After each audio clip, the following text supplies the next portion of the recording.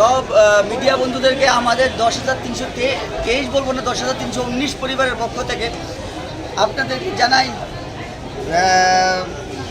অভিনন্দন। কারণ গত 3 তারিখ অর্থাৎ এই মাসের 3 তারিখ, বিগত মাসের 3 তারিখ অর্থাৎ 3রা মে আমাদের হাইকোর্ট একটা ত্রিপুরা রাজ্যের হাইকোর্টের সিঙ্গেল বেঞ্চ অর্থাৎ টি অমরনাথ বোর্ডের বেঞ্চ একটা ঐতিহাসিক রায় প্রদান করে 10,319-এর পক্ষে।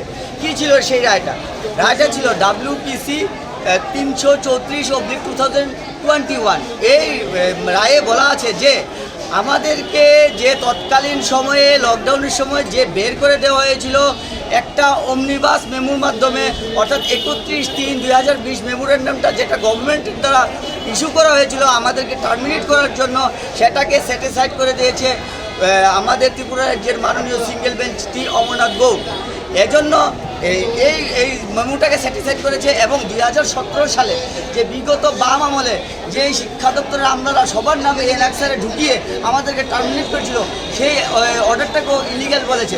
সুতরাং we are in the service, so we are gathering here two approach our superior authority, or that means our honorable director madam, to restore our previous job as per the recent high court verdict of Tripura.